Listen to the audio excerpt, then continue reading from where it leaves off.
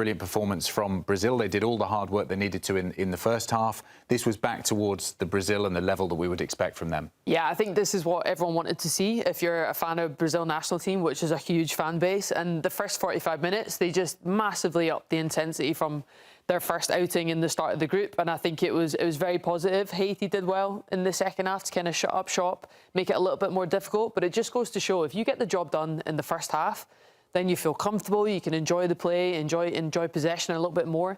They were so clinical, and even had some knocked off for being offside in the first half, so it could have been more. But job done in the first half, great performance all round.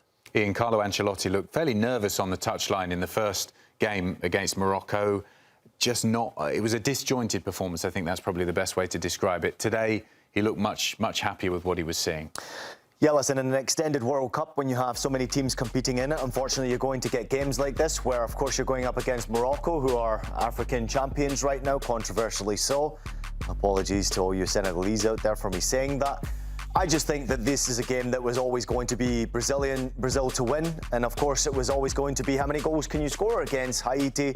How many opportunities can you create? How many can you not concede? It was an easy day at the office. I'm going to just throw it out there. This is what we're going to see in this World Cup in the group stage between match day 2 and match day 3. A lot of games that are one-sided. The second half, Haiti came to play. They came to play, they pushed for a goal, and I think that's all they knew they needed to do to give some sort of joy to their supporters. I kind of wish they'd have scored a goal. It looked like they were going to get a goal. Very good save from Alisson off the header as well. Very good save in first 5 minutes in the second half. But for a team that had no goals expected from them in the first 45 minutes, never even took a shot, to actually go on and have as many shots as they did do in the second half was great. To answer your question in a long form, Adam, I think Brazil made it look easy. Let's have a look at these SofaScore ratings that they've given the players here. A 9.2 from Cunha, who scored those 2 goals. Vini Jr. getting an 8.1. It was a solid performance all round. We were talking earlier about the fact that Igor Thiago didn't really impress at all in the first game, and this was probably what we're going to see in the future over the next few games from Carlo Ancelotti in Brazil. Cunha leading the line, and that was one of the talking points coming into the competition, that they don't really have an out-and-out striker. That's one of the things missing from this team. Has he now found the way he wants to attack, do you think, Jen? I think so. I think they played with a level of freedom today that was really obvious. Even Vini Jr., OK, he started on the left-hand side, but he was starting to drift centrally and occupy the spaces. I thought that was something, the connection between all of them. They just knew what each other, they were on the same page.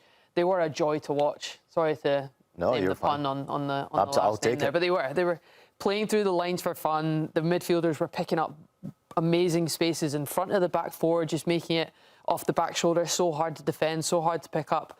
But I do think that was the performance that Brazil needed in order to really kickstart their campaign, because they weren't off to the races at all in the opening game, and I think they needed to change something. Obviously, they did it in their front line with Cunha coming in, and there's no better answer than that change coming up and scoring a brace. Yeah. Particularly after the qualifying campaign, because this isn't the Brazil side that we've seen at previous World Cups. Remember, they haven't won the World Cup for over 24 years, isn't it now, since they last won it?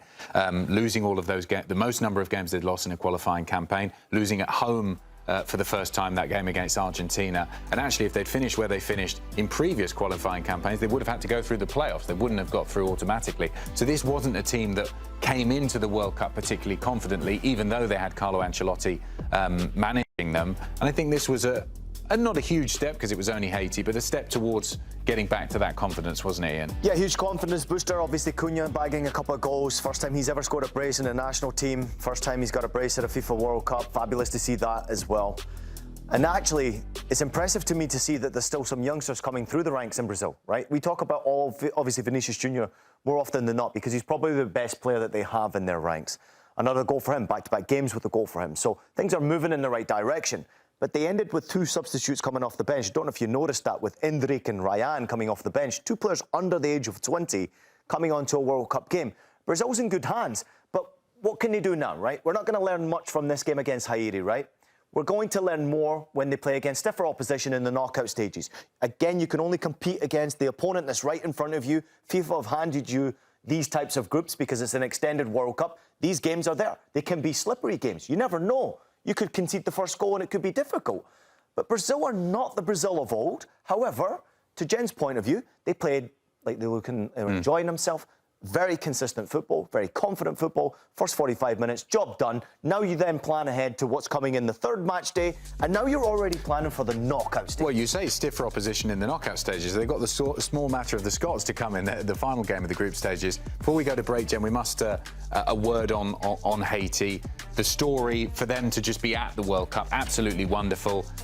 Their manager, I mean, he's never even been to Haiti, which is just an unbelievable story, having to play all of their qualifying games. I think for the last couple of years they've been playing all of their games in Curacao because of the unrest back home. Just to be here is such a special moment for the country. One of our producers is from Haiti and has been enjoying both of the games so far. Special to see them at the tournament, and hopefully they'll be able to score a goal, give their fans something to celebrate in the final game. Yeah, look, absolutely. I think that's been one of the, huge enjoyments of the World Cup, is seeing debutants that can compete on a major stage. And anyone who's saying, I think 48 nation dilutes the competition, I don't believe in it. I think it's been incredible, and seeing countries have that experience coming from a small country where we don't necessarily make it all the time. Our last experience was 98 for the men's team, so seeing a fan base get behind their team and perform really well. Look, you're up against Brazil, like a team with so much history, still so much quality. Of course, not the team of the old, but still, it's Brazil, and still to come out in the second half and still compete and still give something and almost get a goal. Okay, they didn't get it, but a huge credit to them. And look, we'd all love to see them be back at a major tournament, absolutely. I saw them in person, and tremendous human beings. And sometimes football can bring a country together, and I don't want to bring politics into it, but what I saw was joy, was peace, was a real belief and confidence from their people. I really do hope they get a goal. I really do. In that match day 3, to get a goal for their national team at a FIFA World Cup, I can only imagine what it would do for them going forward. And there's reasons to be positive. I thought the performance against Scotland was good, and the second half there against Brazil much better. So you wouldn't put it past them scoring a goal. We've had a few games in Group C to enjoy today. So here are the standings after 2 games. It's Brazil who are top of the group, courtesy of that better goal difference from Morocco, +3 versus +1. Work to do for Scotland, although they did win their first game against Haiti, so they're stuck on 3 points, but a 0 goal difference. Haiti have been eliminated, 2 games for them, and 0 points so far. So that takes us to the final group games in Group C, June 24th for both of them, 6 p.m. Eastern for both of them as well. Morocco versus Haiti, and then Scotland against Brazil. We're going to start by talking about your Scots against Brazil. Ian, is there a way that they can get the result they need? You've got a big smile on your face. I'm just thinking of Miami and the Tartan Army in Miami. That's what I'm trying to think about. Is Miami ready for the Tartan Army? Yeah, listen, I lived in Miami for 3 years, and for me, someone who was born in America but actually grew up in Scotland, it was tough living in Miami for 3 years because the humidity is unbelievable during the summer. Don't forget your sun lotion, people out there. I just think it's going to be an interesting game. I'm going to throw it out there. Scotland's got nothing to lose going into that game. Everyone's expecting Brazil to beat them. Scotland have never beaten Brazil in a World Cup, so there's a big possibility that we could see a surprise and create some sort of history. But to do that, Scotland have to be at their very best. Clark has to get his team selection spot on. Yeah.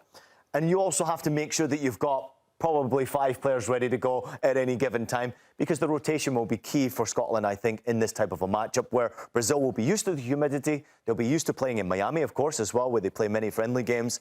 And Scotland will have to go there knowing that they need to get a positive result to guarantee their place in the knockout rounds. They've got nothing to fear. Being in this position is a joy for Scottish supporters, and I also think for the Scottish players and coaches. They're going to go in there and try and enjoy this moment. Why not? Nothing to lose. Jen, what would Steve Clarke have seen from the performance today that he could maybe build on for the game against Brazil? See, I look at this game and I think, it's 2 teams coming into it now that have improved since their first game. And everything I've seen off the back of the Scotland game today, anyway, was just the awful start. And that is the one thing that you cannot get away with at tournament football. We can't get away with football in general, especially not at tournament football.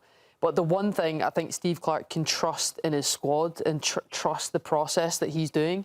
I actually thought, regardless of that goal, if you take away that goal, I know that sounds ridiculous, but they grew so well into that game, and Gannon coming off the bench, and it's those little moments of where you see McTominay, push Dykes, and you're thinking, right, if players are watching that back, they know exactly what went wrong, and they know well and truly what went right. So I think it's that classic, analyse what you can, park what didn't go, and move on to the next, and knowing it's all to play for. You've still got a chance of getting out of the group for the first time ever for Scotland at a major tournament. To even have that on the radar is such a boost for this team.